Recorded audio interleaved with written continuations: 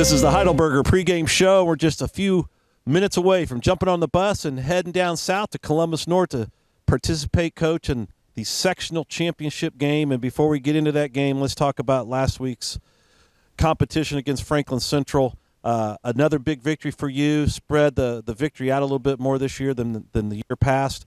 Talk a little bit about that game, but in particular the two corners with your safety, Luke Barrett and Boswell, getting 4 picks between them. Well, you just told them. So it was a great football game. We knew that it was going to be a highly contested game. They were a very physical team. They had great speed. They could score or tie in one play. Like I said, they remind me a lot of Lawrence North, but they had a little bit more of their offense was probably a little bit more organized. I thought that their team came out and played with great heart. We start the game off with a nice slant for a touchdown, then a big long bomb for a touchdown to Brevin Hulabar, and Coy had a nice slant for the first touchdown. And then we sort of shut down a little bit, and they didn't quit. You know, funny thing happens in football. It's 4 quarters long. You got to play the whole fourth quarter, all 4 quarters. And Franklin Central came back, and before the end of the first half, they made a play. They got busted play and ended up scoring about a 50-yard touchdown. And they're ahead of the 3-time defending state champions at what thought was going to be a halftime lead. But our offense got on the field and came right back down the field, and in 50 seconds we made a big play. And we go in at halftime with the lead. And after that, the defense sunk its teeth in and really played well. You know, Brody Boswell starts the night out with getting us a short field as a senior with an interception. He ends the night with an interception. Luke Barrett had a couple interceptions, 3 I think, and picked up a fumble. But the big one was on the Franklin Central sideline when he intercepts a football and rumbles and stumbles and gets himself into the end zone. Just very proud of his effort. And then at the end of the game there, he got another interception. So just proud of everybody's personal play in the second half and just picking our effort up. We got punched in the face a little bit in the second quarter. Again, we get out to those leads, and I think we shut down a little bit. And Franklin Central this was their Super Bowl. This was the game they thought about all year long. It just wasn't had to be for them. We still was able to make enough big plays to win the game in a convincing manner. Jerry had another really good game. They had 3 Division I corners and safeties on the field, the Flashes did, and he still was able to hit for 17 completions on 27 throws, 261 yards, hit a lot of different receivers. Again, another big night for the offense. Yeah, you watch the game, you think it was 500 yards, but, it wasn't. But he still, every time he threw the ball, it seemed like he threw for a touchdown. It's just the simplicity, and he makes everything look so easy. That's what you'll miss most about him. We never lost our composure, even at the end of the first half when things went bad on us. Got him in the huddle, took him down the field, scored. We still had time left. Just being don't give up anything. You get sacked every once in a while, don't throw those interceptions, and that's what he's done a great job of not hurting his team and then really helping his team. So now we're going to jump on the bus, head down south to Columbus North. It seems like we do that almost every year. Your thoughts after watching film and prepping for Columbus North all week? But don't go to sleep on these guys. They have a good offense. They're very sound.